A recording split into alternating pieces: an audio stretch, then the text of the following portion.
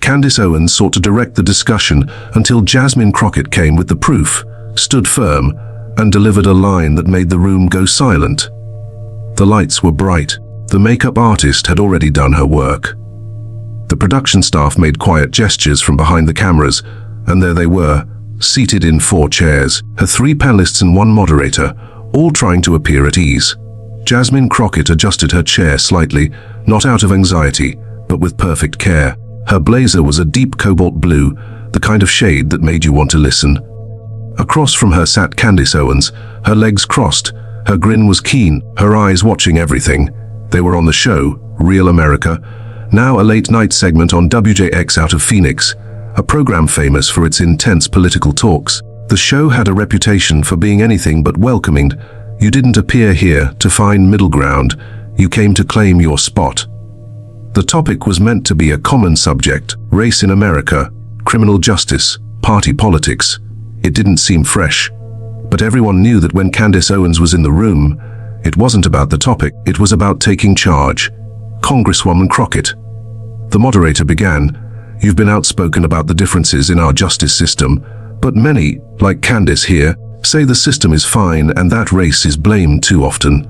Your thoughts?" Jasmine didn't waver. She didn't even move. Her voice came out calm and deep. "The problem isn't that race is used too often. The problem is that it's ignored until it costs someone their life." Candace's smile tightened. "Just for show."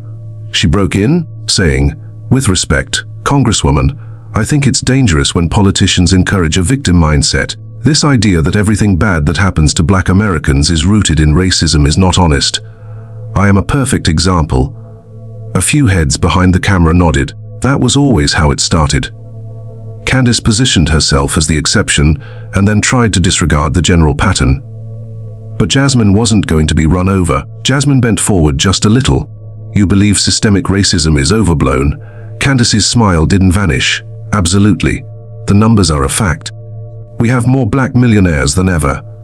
The biggest stars, the most powerful voices in entertainment and culture, they aren't just Black, they are celebrated. What we're seeing now is acting like a victim for gain."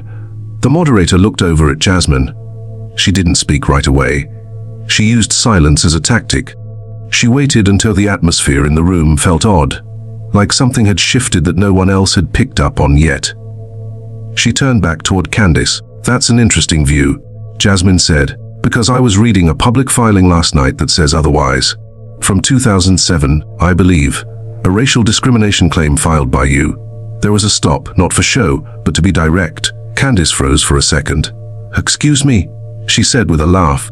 "I have no idea what you're referring to." Jasmine stared directly at her.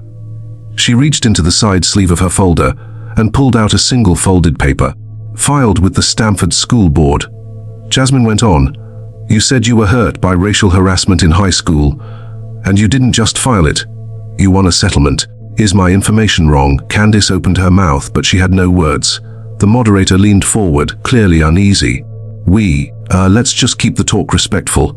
Jasmine interrupted, her voice still soft. "This is respectful. I'm not being aggressive. I'm asking how someone can spend years telling Black kids that racism isn't real when she herself once needed to be protected from it." The room felt different now. The camera crew sensed it. The audience at home stopped changing channels. Candace's jaw tightened for a moment, enough for anyone paying close attention. "That's something from a long time ago," she finally said. "It was a different time. I was a child. But you were honest then, weren't you?" Jasmine asked, quieter now. Silence again.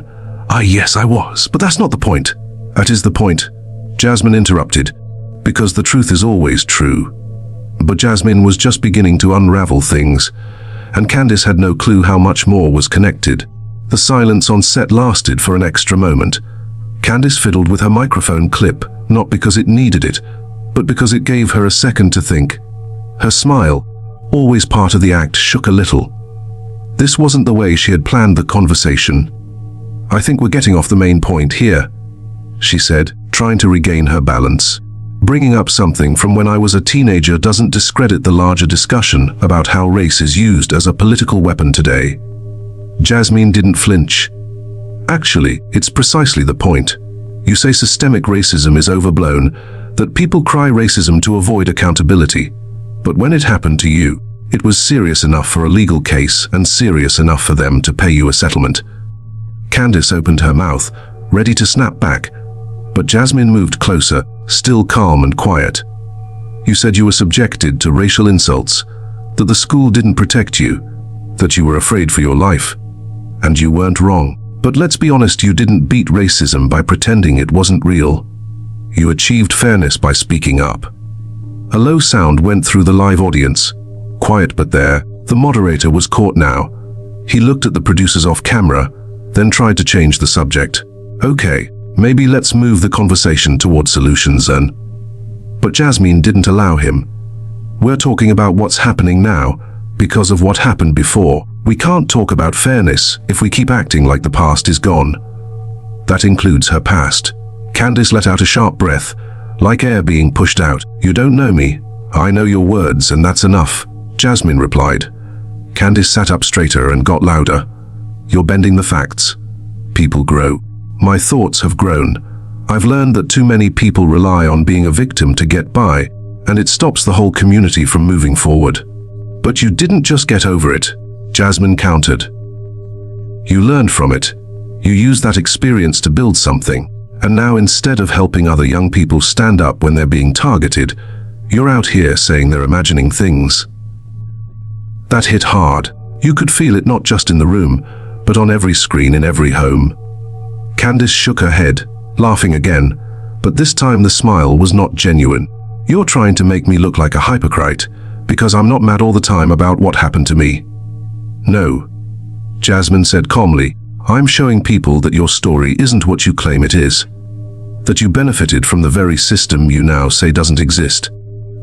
There was a pause, then Jasmine turned to the audience, speaking directly to the cameras. Here's the truth, racism didn't end because Candace Owens became successful, and pretending it did doesn't help the people who are still trying to graduate without being profiled or apply for jobs without changing their name on the resume or survive a traffic stop. One of the other panelists, a former state senator from Arizona, cleared his throat, clearly uneasy. Maybe we should move the conversation towards solutions. But the attention wasn't moving, not yet. Candace tried once more. You think you're helping people by making them feel like victims. I'm helping them take power. Jasmine's voice didn't rise. She didn't need to yell. No, you're helping people forget what it took to get that power. You're helping them forget that the fight didn't end with you getting a platform. You tell them to stop complaining, but you filed a complaint, and you were right too. You were right, but you forgot what it felt like the second you got a microphone. The moderator tried to cut to commercial, but the delay in his voice said everything. He knew this was the moment people would be talking about. But Jasmine wasn't done, not until she held the contradiction up, so clearly the audience couldn't look away. Candace Owens had built a reputation on being in control. Her interviews were usually tight, forceful. She didn't hesitate, didn't stumble. That was her brand, being the one woman in the room who always had the answer. But tonight, the rhythm was off. Jasmine Crockett wasn't trying to shout her down. She wasn't mocking or baiting or turning it into a performance. She was just standing on solid ground and pointing out that Candace wasn't. Candace reached for a statistic she'd memorized 100 times. Black Americans make up only 13% of the population, but commit over 50% of violent crimes. That's not a feeling, that's FBI data. Jasmine's head turned slowly toward her, and this time she let a little steel into her tone. Are you seriously doing that right now? Throwing out selected crime data like it's a final word. It's not selected, it's real. And it doesn't account for how those numbers are gathered. Jasmine replied, policing isn't neutral. Surveillance isn't neutral. Do you know how many crimes don't get counted when they happen in wealthier, white suburbs because they're handled quietly, but every incident in a poor black neighborhood gets logged, arrested, processed? You know that. You've read the same reports I have. Candace's voice sharpened. You can't excuse violence just because of the zip code it happens in. Jasmine leaned back in her chair. No one's excusing anything. I'm saying the system doesn't observe everyone the same way. And you, of all people, should know that. You lived it when you were 17. For the first time in the segment, Candace looked visibly unsure of what to say. She glanced toward the moderator again. He looked back at her but didn't save her, so she changed her strategy. "You know what's exhausting?" Candace asked. "Being told I'm not black enough or that I'm a traitor, because I don't walk around blaming everything on racism." Jasmine interrupted immediately. "No one's calling you a traitor. I'm calling you not honest. There's a difference." Candace sat back, crossed her arms. "You don't think people have the right to think differently?" "Sure they do," Jasmine replied. "But when you stand on a national platform and use your own story to erase the pain of millions of others, it's not just thinking differently, it's selling a falsehood using your story." Candace scoffed. "I'm not selling anything. You're on book tours, podcasts, paid speaking gigs. You're selling a brand, and that image needs you to act as if you never filed that complaint, that you never had to ask for help, that you were never hurt." Candace's jaw worked. Her foot was tapping. The camera caught it. The moderator finally leaned in. "Let's change direction a little." "No," Jasmine said without any feeling. "Let's finish this point, because this is important." The room quieted again. The air wasn't tense, it was alert. "Every time you tell a young black kid that they're making excuses," Jasmine said, "you're ignoring the fact that you once needed someone to believe you, to take your fear seriously, to act on your behalf, and now you tell people that doing that is weak." Candace didn't answer. "I'm not here to win a debate," Jasmine went on. "I'm here because too many people watching this don't have anyone speaking directly to their experience. And I'm not going to let someone erase that just because it makes for a catchy headline." There was a pause. You could feel everyone on set holding their breath, unsure of what was about to happen next. Then Candace broke the silence, not with a counter-argument, but a deflection. "Well," she said, "at least I don't cry on demand and ask for pity." That did it. Jasmine laughed, not mockingly, not cruelly, but the kind of laugh you let out when someone reveals they've run out of anything real to say. "I never asked for pity," Jasmine said. "Just accountability. But if that's too heavy for you, I can carry it alone."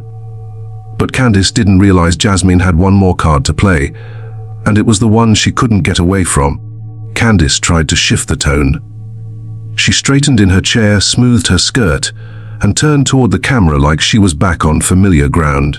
"I think we're watching performance politics in real time," she said. "Congresswoman Crockett is clearly more interested in being viral than being honest." Jasmine's hands rested lightly in her lap. She didn't blink. She didn't move. She just looked at Candace like she was watching someone try to mop a floor while the sink was still running. "You keep saying I'm performing," she replied, "but all I've done tonight is ask questions you're afraid to answer. No spin, no slogans, just facts." Candace gave a half laugh, dismissive. "The fact is, people like you need racism to keep your careers going." Jasmine didn't even turn toward her. She looked straight at the moderator, then to the audience. "Let me be clear," she said, voice low but carrying. "I didn't get my job by telling people they were victims. I got elected by telling them they deserved better, and by fighting like hell to make sure they got it." Candace cut in louder. "No, you got elected by selling fear and division, just like the rest of them." And that's when it came, the moment Jasmine looked at her, not angry, not smug, just steady. "You can't change the past just because we're on TV." That phrase hung in the air like a loud signal in a quiet place. Everyone heard it. Everyone paused. Even the camera seemed to hesitate. Candace's mouth opened, then shut. For once, she had no comeback ready. Jasmine leaned forward just slightly, keeping her tone even. "You filed that complaint because you were scared, because you were young and black and targeted, and it was real. Your experience mattered then, and it still does now. But what you're doing, pretending it never happened, pretending you never needed help, it's not strength. It's denial that is passed off as survival." Candace tried to pivot. "So now I'm not allowed to change my perspective." "Of course you can change," Jasmine said, "but don't make people doubt their own minds when they are walking the road you once cried for help on." The moderator was quiet now. The other panelists were quiet. One reached for his water bottle slowly, like the sound of it might snap the tension. Candace broke the silence again, but this time her voice was just a notch higher. "I'm not going to sit here and be accused of betraying my community." Jasmine raised her eyebrows slightly. I didn't accuse you of anything. I reminded you, that's what accountability looks like. Candace shifted, then laughed again, this time more defensive. You know, I've sat across from a lot of people who try to make me feel small. You're not the first. Jasmine's reply was quiet. I'm not trying to make you feel small. I'm trying to remind you you're bigger than this. That line didn't hit like a punch, it hit like a mirror, because for a moment, you could see it in Candace's face. A flicker, like something cracked through the armor. And Jasmine didn't press further. She let it sit. The moderator finally cleared his throat. We're going to head to a break shortly. But before we do, Jasmine said, her voice rising just slightly for the first time all night, I want to say something to the people watching at home. She turned to the camera, not to the room, to the people sitting in kitchens, living rooms, and break rooms across the country. If you've ever been made to feel that your experience doesn't matter, if someone told you you were imagining what they didn't want to deal with, don't let them erase you. Don't let them make the truth look better just because it's hard to look at. You matter even when the people with microphones pretend you don't. And she paused there, gave it a beat. But while viewers were catching their breath, Candace was scrambling to find hers, and the next few minutes would only make it worse. By the time the segment went to commercial, the internet was already on fire. Clips from the exchange filled up social media. Before the credits rolled, someone in the control room had leaked an unedited camera view, without any edits. Just Jasmine Crockett calmly standing her ground while Candace Owens stumbled through the pushback. The quote was already everywhere. You can't rewrite history just because the cameras are on. It landed like thunder. Memes, GIFs, hashtags, even accounts that usually stayed neutral started posting screenshots and short clips. There was no way to make it look good in time. Backstage, Candace paced the hallway in heels that suddenly felt too tight. Her assistant hovered behind her phone in hand, whispering updates she didn't ask for. Trending on X, top 5 nationally. Over 4 million views already on just one clip. The assistant muttered. Candace didn't respond. She was too busy trying to reframe the moment in her head, trying to figure out where the control had slipped and how Jasmine had managed to keep hers. Meanwhile, Jasmine sat calmly in the green room. She wasn't scrolling her phone. It buzzed on the table beside her, but she left it untouched. She had nothing to explain. She hadn't come for a fight. She'd come to tell the truth, and the country had listened. Within an hour, political analysts were chiming in. One known centrist anchor from a Florida radio station said, I don't care where you stand politically. Jasmine Crockett did what we ask every elected official to do. She showed up informed and could not be moved. Another tweeted, Candace Owens met someone tonight who wouldn't follow her rules, and it shows. But the real power wasn't in the pundit reactions. It was in the everyday people. The teachers, the barbers, the students, the parents, who flooded comment sections. I've watched Candace Owens for years. That's the first time I've seen her truly rattled. One comment read, Jasmine Crockett didn't yell, didn't insult, didn't deflect. She just laid the truth in front of her and let us all see who squirmed. She said what so many have been waiting for someone to say on national television for so long. There was empathy too, though not for Candace. Viewers remembered that racial complaint Jasmine had referenced. Some pulled up archived local news stories from Connecticut. Others found old interviews, court documents, even public records. The dots connected. Candace had once asked for protection. Now she was branding that same fear as weakness. The pressure was building. Later that night, Candace released a statement on her social media platforms. It read in part, I will never apologize for evolving and encouraging others to take personal responsibility. Yes, I experienced racism in my youth, and I overcame it not by wallowing in it, but by refusing to let it define me. Some people can't stand that kind of strength. But the comments didn't fall in line like they used to. Thousands pushed back. Evolving doesn't mean erasing. Overcoming it doesn't give you the right to deny it exists. You can't hide behind growth when you're out here denying the path you took. And underneath all that, Jasmine finally posted something of her own. It wasn't long. It didn't even mention Candace by name. Truth doesn't need a headline. It just needs someone willing to hold it steady. 4 hours after the segment aired, Jasmine's clip had over 15 million views across all platforms combined. Even people who hadn't seen the show were now quoting her. Back on set, producers shook their heads in quiet awe. "I knew it was gonna blow up," one said, "but I didn't think it would land like that." The host, sitting behind his desk, reviewing the footage, looked up and said what a lot of people were already thinking. Candace brought the volume, but Jasmine brought the proof. But it wasn't just a media moment. It was something deeper, and by morning, people were asking why it hit so hard. By morning, this wasn't just a clip, it was a moment, one that hit people differently depending on where they sat in the world. Politically, socially, personally, but no matter the angle, one thing was clear: Jasmine Crockett hadn't just exposed Candace Owens, she had exposed something bigger. In coffee shops across Philadelphia, Detroit, Oakland, and Birmingham, people were still talking about it. The debate had spilled past the screen and into real life. One woman at a bus stop in Tulsa said to her coworker, she wasn't even mad. That's what made it hit harder. She didn't yell. She just stood strong like she'd done it before. Because she had. For a lot of people watching, Jasmine wasn't just debating. She was living what so many people had gone through themselves. Being told something didn't happen, even while it was happening. Being told to move on when the scar was still fresh. Being told they were imagining patterns everyone else had already learned to ignore. And Jasmine didn't come to talk circles around anyone. She came to lay the facts out for everyone to see and leave it there, no matter how uncomfortable it made someone feel. Back in DC, members of the House were taking notice too. Some of her colleagues called, others sent quiet messages. One staffer from a neighboring district said, "Jasmine didn't just win the debate. She showed what accountability with grace looks like. That's rare." But it was more than rare, it was overdue. So often, political TV debates turn into shouting matches, where whoever talks louder or interrupts faster is crowned the winner. But Jasmine did the opposite. She slowed it down, made the room quiet enough for the truth to echo. A young black woman in San Jose posted a video talking through the moment.